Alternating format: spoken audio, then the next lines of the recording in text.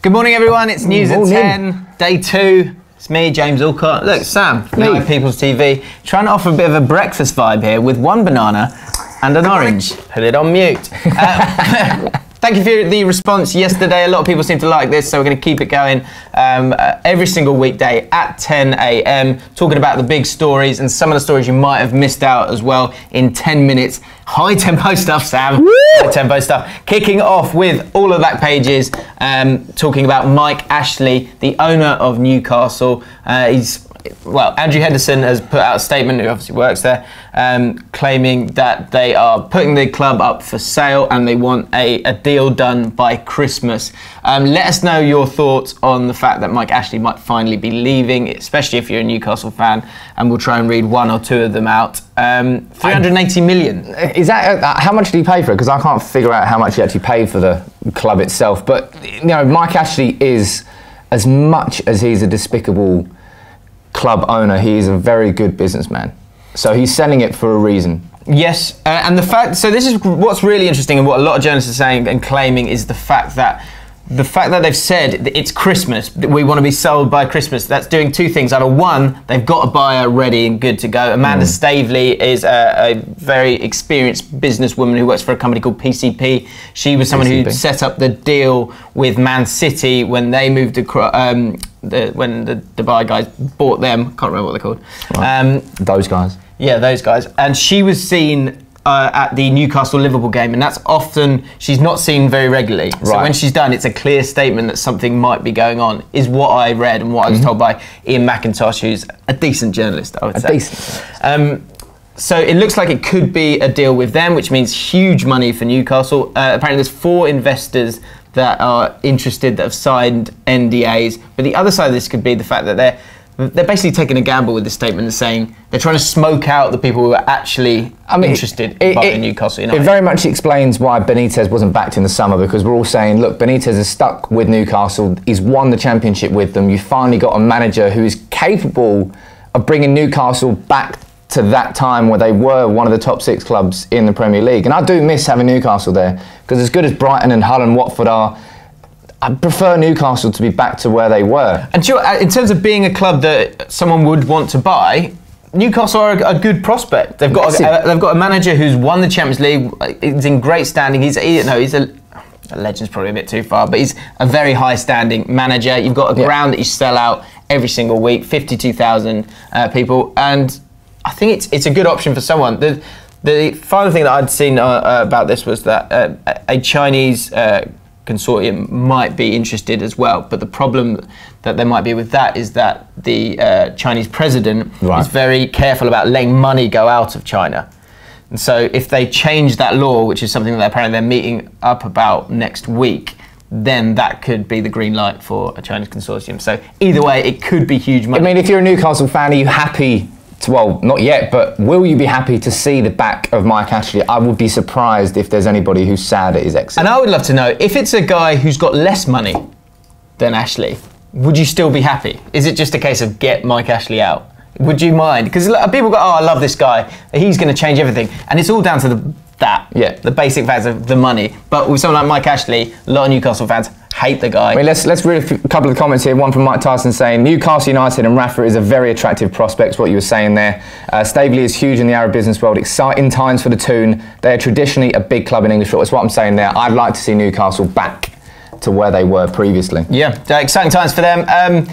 It's Real Madrid versus Spurs tonight. The big one. Exciting game. Flav is very excited about this one. I think he's more nervous than excited. He's just got a very good facade. True. And on the back pages of basically all the newspapers, the Mirror, I think, the Scum, and another one, I think, is the Telegraph. They're going with the story that Zidane wants Harry Kane. He said, I love this. If someone's going, he's opened the door for a transfer because he said that he's the complete striker. I don't think that's saying that. I think what's actually happening here is, hang on, Real Madrid playing Spurs tonight. What's a really good story? You're far too cynical. No, Zidane really does think that Kane is the complete striker. He's just being honest. You know, Zidane is just telling the truth. He just so happened to have a camera in front of him when he said it. The Mirror is saying that it's going to be 150 million that will get him to go over there. I think this. I swear we've seen this before. That like you know, you're trying to unsettle the player look at that. the night before the game. We've got a super chat from LFC Aaron. I don't actually think you said anything, Aaron. But I think you just literally did a super chat. But thank you very much. Anybody who wants to send in a super chat, send one in. We'll definitely answer your comment. So if you've got anything to say, pop it in a super chat if you want. But back to Zidane and Kane. Would it ever happen? Kane at Real Madrid? I think this seems like nonsense to me. It seems like a really basic story that they're chucking out. The Times have said, however, that if it were to happen, that Spurs actually want 200 million, not 150 million. Is Harry Kane worth 200 million? Let me know. I think they want more. I genuinely think they want more. What world are we living in? Well, I know that, but you just got to accept that it's absolutely stark raving mad, and you can buy Harry Kane or probably about 13 English clubs. Yeah, that is insane. One club that's really struggling at the moment. Here's a story from The Telegraph, written by, let's give him a name check, Matt Law, football news correspondent, talking about... He's a good journalist, Matt Law. He is. Paulo Fonseca, who's the Shakhtar Donetsk manager, apparently has come out and said in an article that he wants to manage in England. He's a Portuguese guy, did very well with, what is the name of the team? They're called like Ferreira or something like that. I should know this. Somebody Can't Portuguese. Find it. Pacos Ferreira, I was close. They finished surprisingly... He sounds like a Narcos extra. It does a little bit. No, that's a team. That's Ferreira. They finished third in the Portuguese league. He then got a move to Porto as manager. Didn't do very well there because they sold a lot of their players. Right. He then went to Braga, did well with them, won the cup with them. He's now at Shakhtar Donetsk where he's done the treble. And apparently when Martinez was getting booted, he was one of the guys who might have been lined up with it. He speaks perfect English, I'm told. He wants to manage in England. So is this basically like Marco Silva's absolutely nailed it in the Premier League? Hang on. Let's go look at is he Portuguese? Let's go look at him. But obviously, Everton are really struggling at the moment. It seems like they're down a path now where it's going to be a case of when and not if.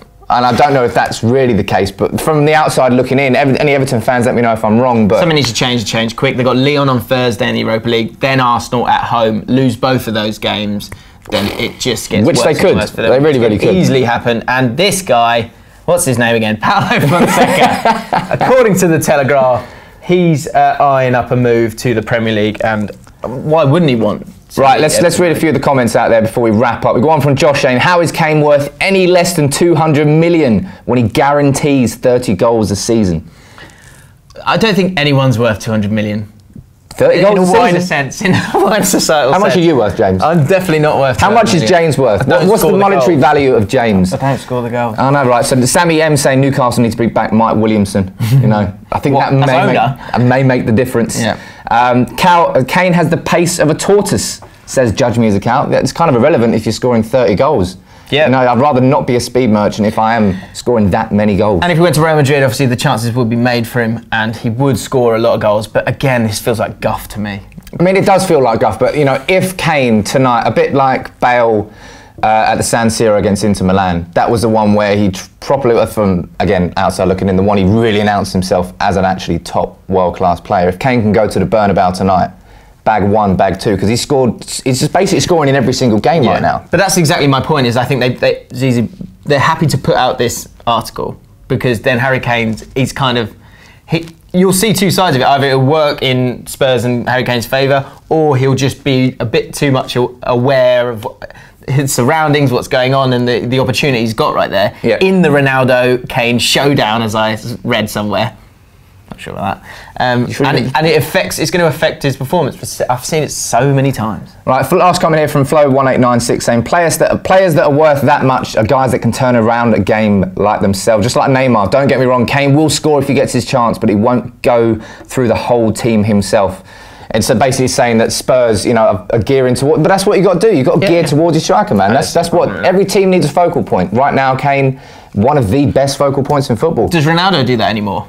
He doesn't go through a whole team anymore. Ronaldo used to be that player at United, but he's not anymore. Yeah, but at Real Madrid he's become more of a striker than he has more of a winger, I suppose. But what can you say, eh? Very, very quickly, a couple of final ones. One, Greg Clark, the chairman of the FA, is in hot water because he was quite dismissive about the Aluko allegations in 2016. He sent an email back going, "Why are you sending me this?" Yep. Because the inquiry into Mark Sampson's behaviour was apparently, there's an accusation that it wasn't done properly. It was actually done in a way to hopefully shut down the whole investigation. Now that's been shown that that was the case, and the FA and Greg Clark's going to have some tough questioning today in front of DCMS. And then final one, just as important. So Szczesny wants to retire at some point, of course, and when he does, he wants to become an interior designer. Thank you, The Independent. Wojciech Szczesny, Feng Shui, who's the better? What? Yeah. So that's your press. Thank you very much for joining in. Lots of positive comments. If you like the video, please physically like the video. You know, that'll be a good thing. Subscribe to Ball Street if you fancy it. We're going to be here Monday to Friday, 10 a.m, news at 10, your daily news fix, because it is hard to trawl through all the papers, all the websites. We're just bringing you the biggest stories every morning at 10. So make sure you join in with me, Sam, James, hit the bell. Hit that bell. There's a notification bell. If you hit that, you'll get a ping every single morning we go live, so you never miss it, even if we're 1 minute late, which hopefully we never will be, but it could potentially happen. That's it for today, right? Yep. Thank you very much for joining.